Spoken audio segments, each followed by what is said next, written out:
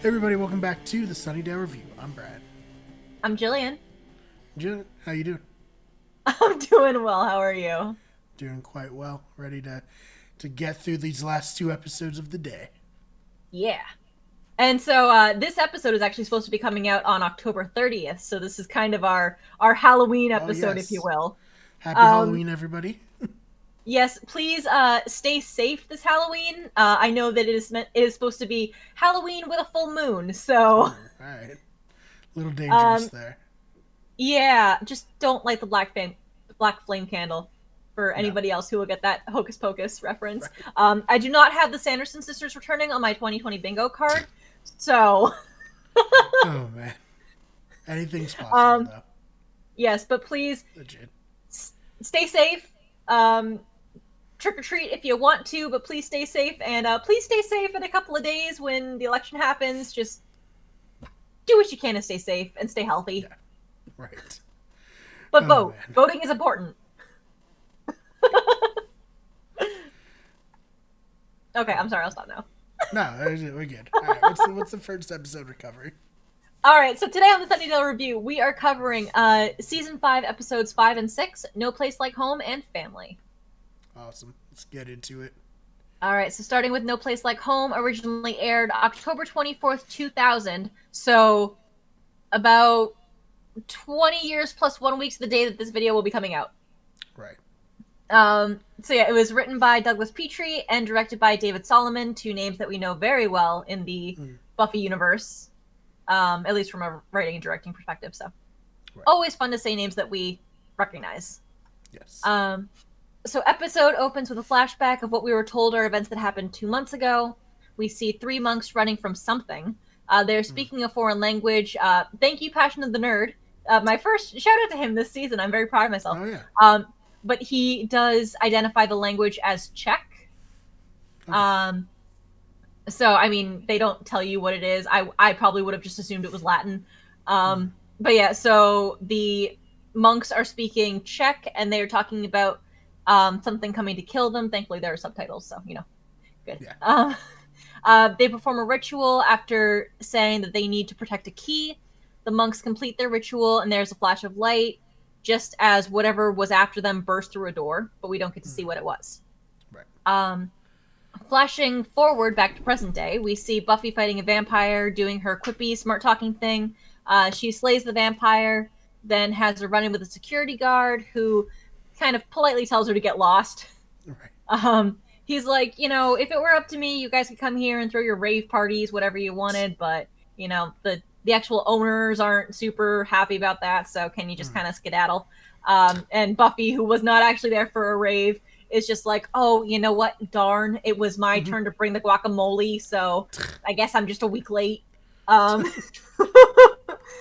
So yeah, as she's leaving, the security guard points out a glowing ball and tells her not to forget her thing, whatever it is. Buffy picks it up and takes it with her. It's kind of a glowing orb type situation. All I can think of is like it's one of those light up ball things that you would put like in a pool or like in a like a pond or something to make it look like all magical. So yeah.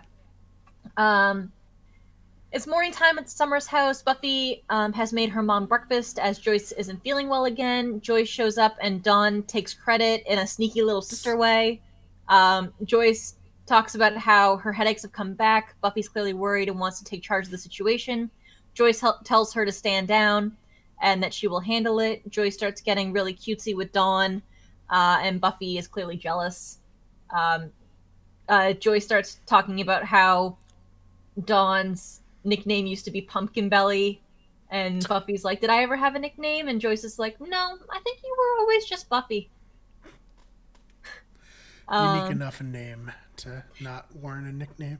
This is true. Let's see. Buffy and Dawn head to opening day at the Magic Box. Giles is standing there in a purple and starred wizard hat, and cloak is just pure perfection.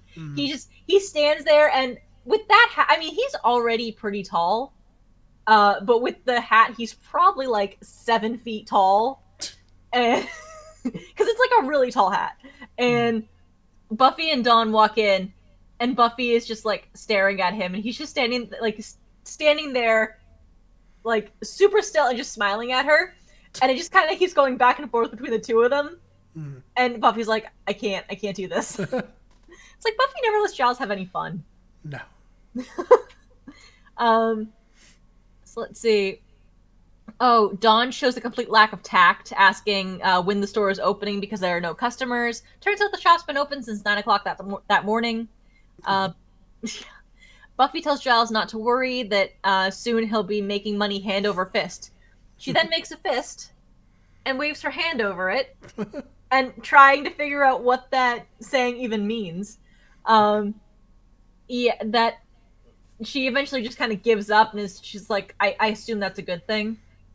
I never understood what that saying meant either, so yeah.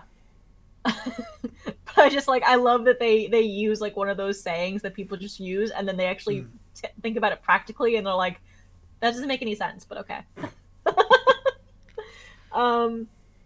Let's see. Giles can tell that something is up with Buffy. She starts filling him in on the situation with Joyce and how she's frustrated that the doctors don't seem to know about what's going on, or they don't have any answers for what's happening, really. So Giles starts making all the same points that Buffy had made to her mom that morning, until they are interrupted by the arrival of Willow and Riley. With more of the Scoobies there, Buffy finally brings out the glowing ball that she picked up the night before. Giles says it must be paranormal because it's so shiny. Fair enough. Riley thinks they should go patrolling that night. Buffy semi-reluctantly agrees, only to be undercut by Dawn, recounting a conversation she clearly overheard about Riley being too weak and Buffy getting distracted by having to watch out for him. She says something about Buffy liking how Riley is all meek and cute and kitteny. So, yeah, not really helping Riley's ego at all right now. No, not after last episode, that's for sure. Yeah. Let's see. Dawn has the tact of Cordelia and the social awareness of a 5-year-old. Sometimes it shows that they intended for Dawn to be a lot younger character than the 14-year-old that was casted. Same thing with, like, in the last episode, you talking about, what was it? Dawn running around with the stethoscope and checking out everybody's hearts. Like, a 14-year-old wouldn't steal a doctor's stethoscope and go run around putting it on people's chests. That's more of like an 8-year-old thing, I think. Yeah. Right. Yeah. So, yeah. Arriving back at home, Buffy and Dawn find Joyce on the couch. Her headache has returned in force. Joyce sends Buffy to go get her prescription. While at the hospital, Buffy runs into Ben, the medical intern who is transporting a crazy person, who turns out to be the security guard that she ran into earlier in the episode. Back at the factory where the glowing ball was discovered, we see one of the monks from earlier in the episode. He might have been trying to start another ritual, but is interrupted by someone breaking down a big metal door. The door finally gives way, and a beautiful blonde woman walks through the hole in the wall where the door used to be. The monk is clearly scared, and the beautiful woman says she's been looking all over for him. Oh, boy. Yeah. Not good. No. Back at the magic box, we see Giles make his first sale. His burst of excitement to Willow about his first customers is just adorable. Anya comes in and says that his conjuring powder is overpriced. Giles takes offense, probably due to the fact that she basically shouted this when he had customers browsing. Sounds about right. Yeah. Anya mentioned something about almost being out of money, and she's never had to afford things before. How did she have any money when she turned human? It's been at least a year, if not closer to 2 years, since she lost her vengeance demoniness. How has she been able to afford a place to live, or clothes, or food, or anything? I don't understand. Maybe Vengeance Demon pays well. Who's paying? The Offrin? Yeah. That was her boss, right? Well, I always thought it was like, as a demon, she just kind of took what she wanted. Yeah. Right. But, like, so she literally did not have any use for actual human money. But it's like, how has she been able to pay for anything? I don't know. I don't understand. So Buffy runs in saying she has an idea about what's making her mom sick. She thinks it has something to do with the glowing ball and thinks it's something supernatural. She takes the man's crazy ramblings from the hospital and translates it into someone is purposely making her mom sick to try to get to Buffy. Which, I mean, considering some of the demons that we've seen through the lifespan of this series, is not completely out of left field. Yeah, makes sense. So back at the factory, we see the beautiful blonde woman. Can we all just call her Glory at this point? They don't reveal her name in this episode, but it's not a spoiler, so I'm just going to call her Glory from now on. Yeah. Anyway, she's captured and is interrogating the monk. Well, not really interrogating him, as he's tied to a chair with duct tape over his mouth while she's just kind of monologuing at him. Her monologue seems a bit erratic and unhinged. She keeps asking about the key and says that she wants it. Eventually, she realizes the flaw in her plan and takes the duct tape off of the monk's mouth. After pleading with Glory to kill him, he says that he will tell her nothing. Glory continues to spiral into erratic monologuing until she finally, I don't even know, she sticks her fingers into a security guard's head who's been handcuffed in the corner during this entire scene. After absorbing his brain or whatever she did, she seems a little less crazy. Mm-hmm. I don't even know how to explain what she did, like what she does. She just kind of she glories him. I don't have any other way to put it. She like brain sucks him by sticking her fingers in his head. I don't really know. Let's see. Back at the magic box, Giles is overwhelmed by how many customers he has and has roped Anya and Willow into helping him. Anya is running the cash register, and Xander has to coach her through the finer points of polite salesmanship. Because she was like making a sale, giving the product, change, whatever, and she's like, "Please go." Yeah. Like that's her send off to the customer, not like, "Thank you so much, please come again." Blah blah. Please leave. Oh man. So Xander comes up. He's like, "So just to let you know, please leave has been replaced by have a nice day." Yeah. And she's like, "But I have their money. Who cares what kind of day they have?" Anya's still clearly having to learn how to be human. Yeah. So let's see. Buffy is trying to track down what might be making her mom sick. Anya throws out the idea of a sorcerer she knew back in the 16th century who had a spell to see spells. It puts you in a trance where you can see traces of spells being cast or that have been cast. Buffy gets what she needs and heads home. She ropes Riley into helping her with the spell. Not sure why she didn't pick someone with slightly more magically practiced hands like Willow or Giles or Tara. Riley eventually picks up on the fact that Buffy didn't really need him and respectfully bows out after they kind of have like a heart-to-heart about Riley not being Superman anymore and him being okay with that. So yeah, Buffy goes into a trance and walks around her house. We can see what Giles and Anya were talking about regarding seeing magical traces, but all the traces we're seeing are around Dawn. Her flashing in and out of pictures, seeing versions of her room that aren't her room, appearing and disappearing in front of Buffy, etc. Buffy sees no traces of magic use around her mom and comes to the conclusion that Dawn is doing something to her mom. While at the edge of a major confrontation with Dawn, the phone rings and it's Giles. They've uncovered more info about the glowing orb. It's called a Dagon Sphere, and it has a long history as a protective device against evil. It's used to repel that which cannot be named. Buffy plans to head back to the factory in hopes that whatever planted the sphere is still there. Giles tells her to be careful because anything that goes unnamed is usually an object of great worship or great fear, sometimes both. Right. Seems good advice. Yeah. Part of me kind of wonders if it was, you know what? Let me ask this at the end of the episode. So Buffy leaves Dawn home alone and heads out the door. Outside, she runs into Spike, immediately punches him in the face, and then asks why he's there. We get one of my favorite Spike lines of all time when Buffy asks him, the Earth, she's like, "Why are you here?" And then he starts talking, and she's like, 5 words or less. And he goes, "Out for a walk, bitch." Oh man. I love Spike. It's just so funny. Okay, so back at the magic box, Giles, Xander, and Willow are all exhausted from their first day of the retail life.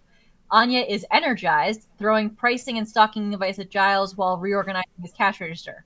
Giles offers her a job, which she accepts. Very Uh, nice. I mean, with her lack of understood social norms when it comes to sales and stuff, this is kind of the best possible situation for her. Right. So, I mean, yeah. And she gets to deal with the money. Yeah, what she likes. Yep. Oh, Uh, Buffy heads back to the factory, unties the monk, and meets Glory. Glory beats the crap out of her pretty bad. Buffy eventually grabs the monk and jumps out of a third-story window with him. She only gets away because Glory breaks her shoe and then accidentally brings the building down on herself by breaking some support while stomping her feet like a frustrated toddler. oh man. Outside, the monk tells Buffy that she needs to protect the key. Through their exchange, we find out that the monks sent the key to Buffy for protection in the form of a human, a little sister, Dawn. Dawn is the key and must be protected. The monks fabricated memories, and Buffy, Joyce, and the Scoobies to make Dawn part of their lives so they would protect her. Most importantly, Dawn doesn't know that she's the key. She just thinks that she's human and always has been. Buffy returns home to her mom and Dawn. She apologizes to Dawn, and they make up. So It's pretty big news. yeah, yeah. There's a lot of plot advancey stuff that happens in this episode. So, and a lot of setup for the rest of the season. So Yeah. this is a definite watch for me, or else you're going to be really confused. Would you give it on a scale 1 to 10? I'll give this one a 7. Yeah, that's what I had as well. Yeah, it's not necessarily one of those ones that I'll go back and watch for fun, but it definitely does a lot for learning what this season's going to be about. Right. Yeah, no, definitely. All right, last episode. Let's get it.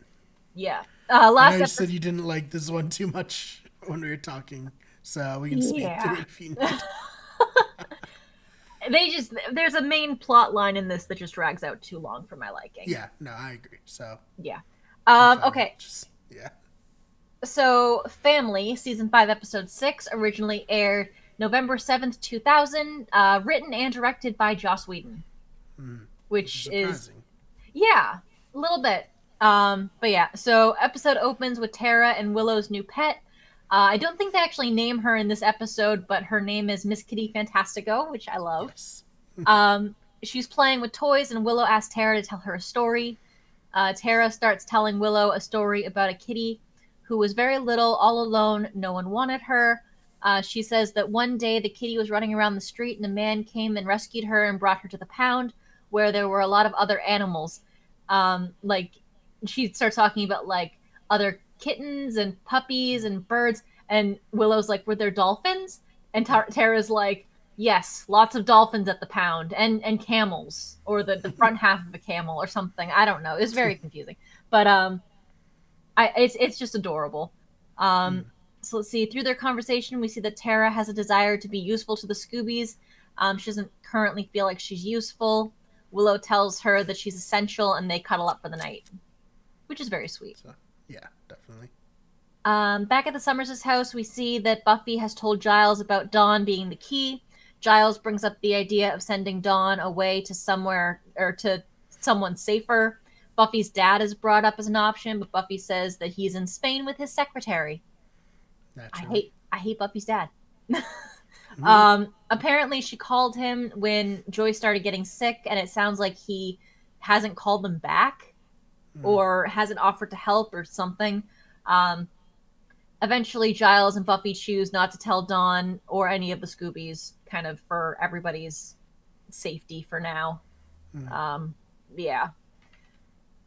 Back at the UC Sunnydale dorm, we see the Scoobies moving Buffy out of her dorm room. Turns out they moved her in like a week beforehand. Her dorm room is a single room that is about 4 times bigger than my dorm in college, and there were 2 of us living in it.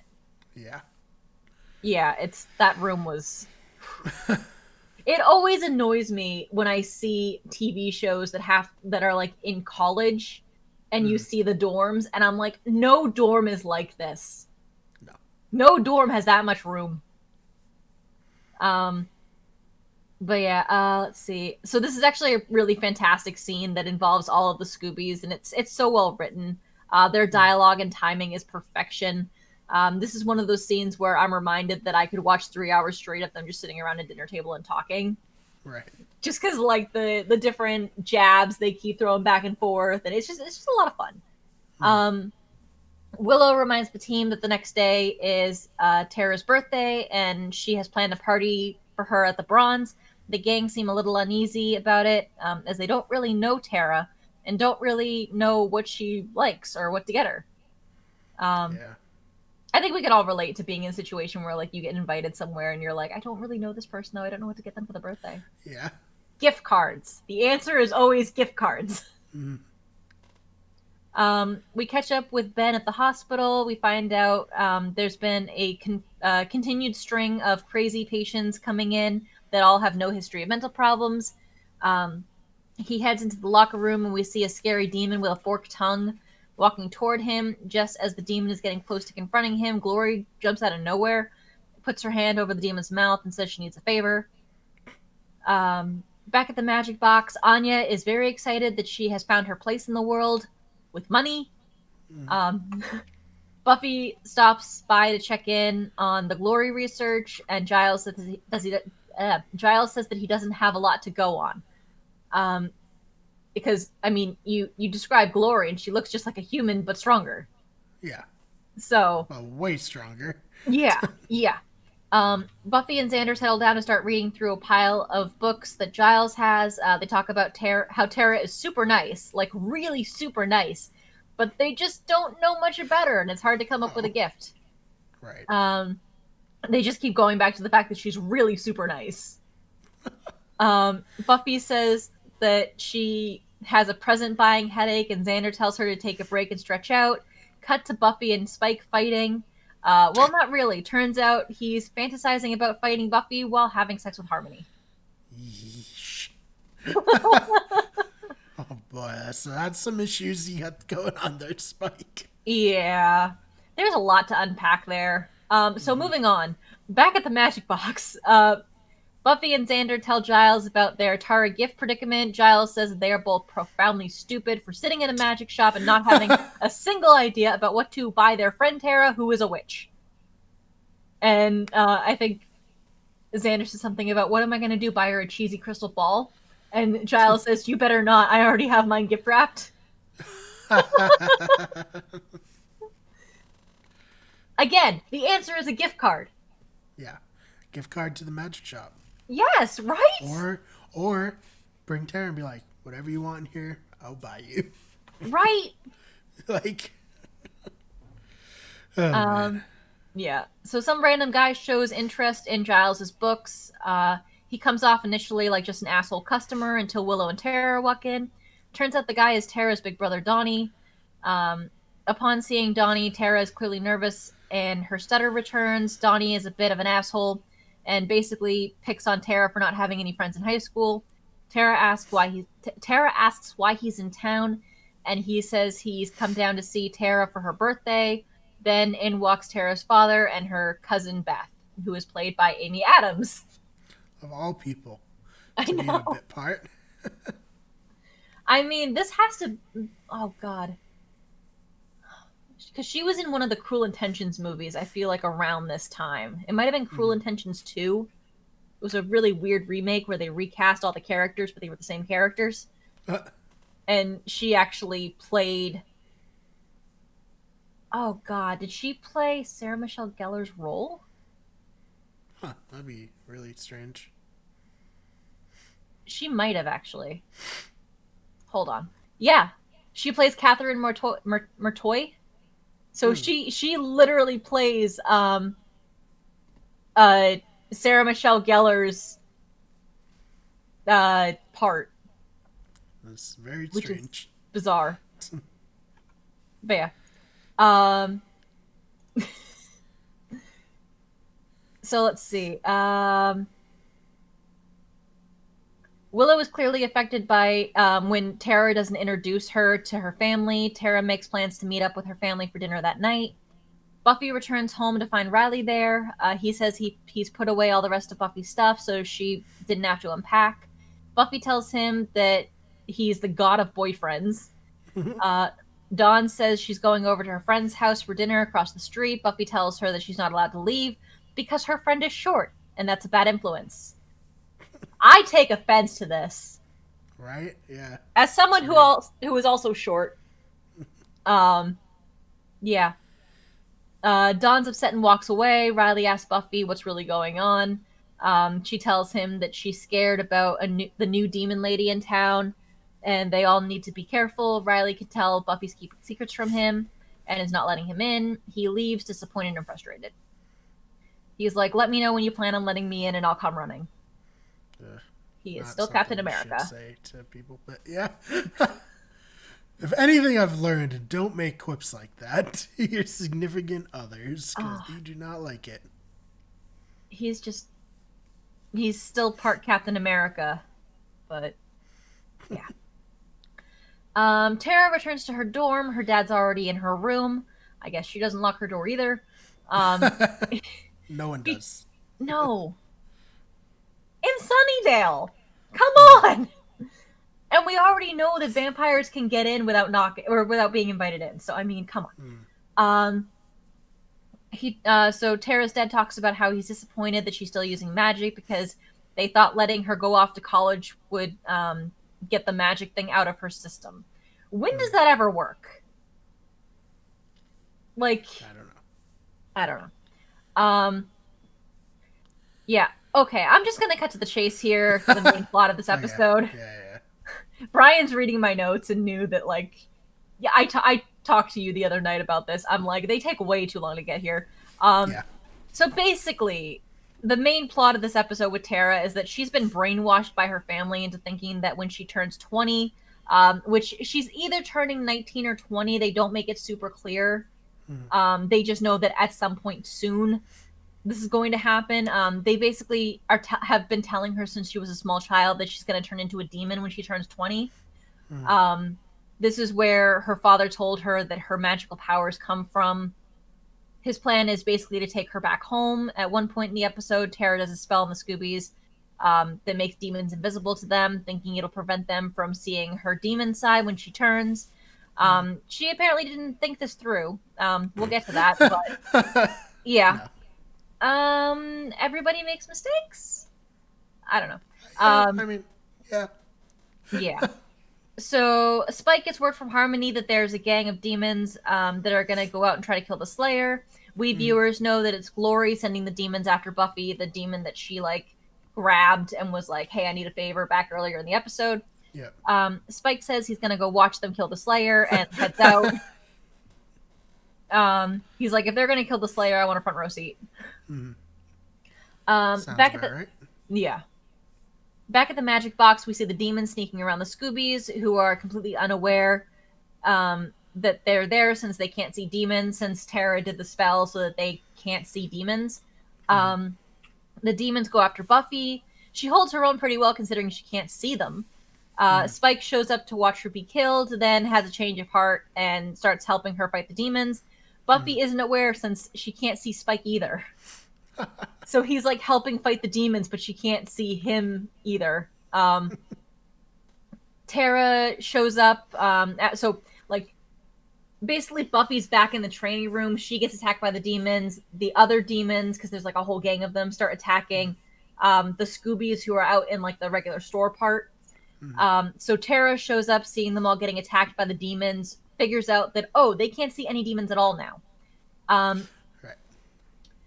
So she realizes her spell is what's going on, and lifts the spell so that they can see the demons. Buffy kills a demon just as Tara's family shows up. Tara admits to her mistake, and her father harshly explains to the group the bullshit that he's drilled into Tara's head, that the magic comes from demon blood and that she's going to turn into a demon. The Scoobies are understandably upset about Tara's spell, but Willow stands up for her against her family or sorry, against her friends and Tara's family. Basically, like the Scoobies are upset with Tara for good reason for putting the Mm, spell on them that put them all in danger, and they could have been killed by because they couldn't see the demons.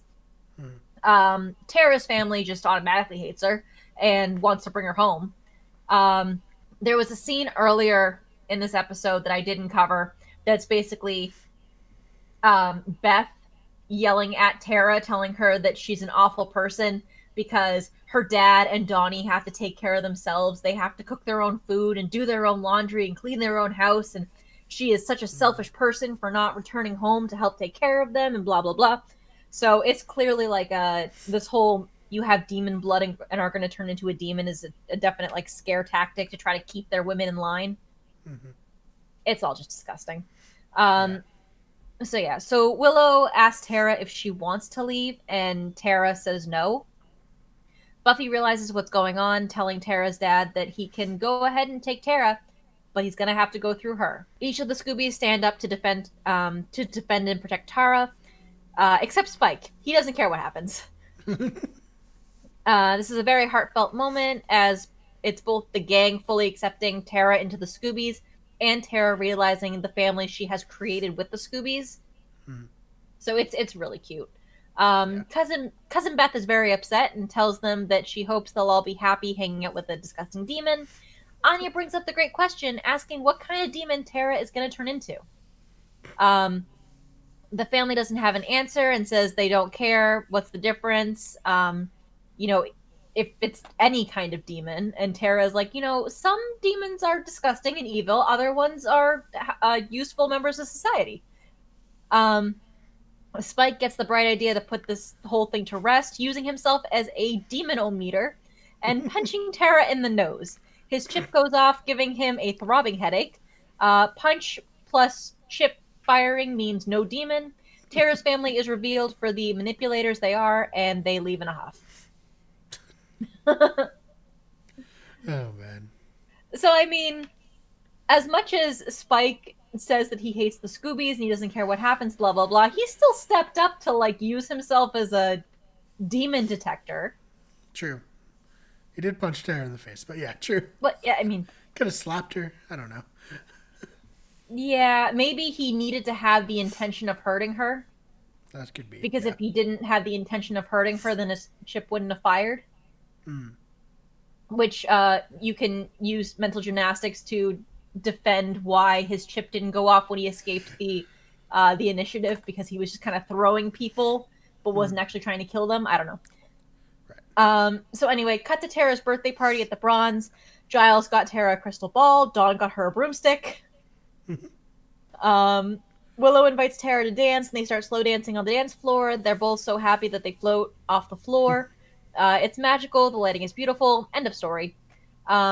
There's also a small subplot of Riley going and hanging out at Willie's bar and getting hit on by a vampire. It's not important. Yeah. Not important at all. Yes. So yeah. Yeah, so not the best episode. It gives more Tara stuff. Spike starts to become less of an asshole. Yeah.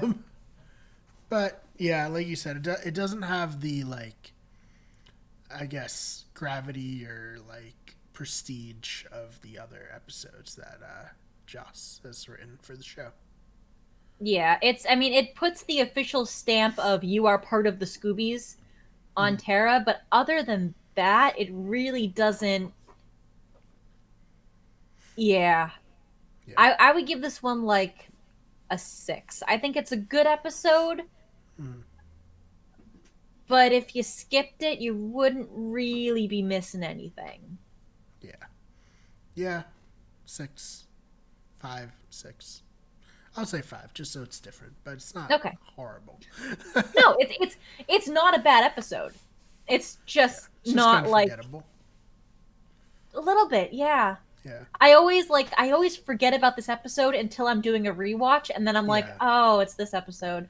Right. And I think of It's it more of like, perhaps, oh, I'm sorry. I think of it more like, oh, it's the Amy Adams episode.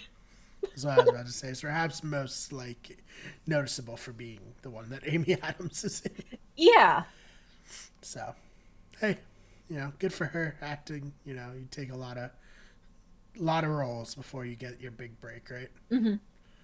But yeah, is there anything else we want to cover before we get on out of here for this recording session and episode? Again, I hope everyone has a safe and healthy Halloween. Yes. Go out and vote, make your voice heard.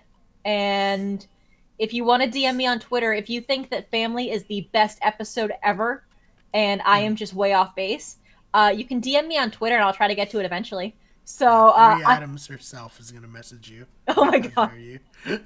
You know what? If Amy Adams messages me directly and tells me that Family is the best episode of Buffy, I mean, I'm definitely going to ask her why. And if she has a better answer than because I was in it, then I will change my score.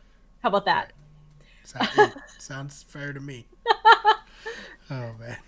But yeah, so if you want to hit me up on Twitter, I'm at Jillian_Swan. That's Swan with 2 N's. I will try to get to it eventually. I do not spend a lot of time on Twitter. Right. You can follow me on Twitter at @theFakeBMar. That's BMARR. I do spend a lot of time on Twitter. You can follow me on Instagram at SuperMarbro. You can follow the channel on Twitter at WGEverything, on Instagram at WickedGetEverything, on Twitch at twitch.tv/WickedGetEverything.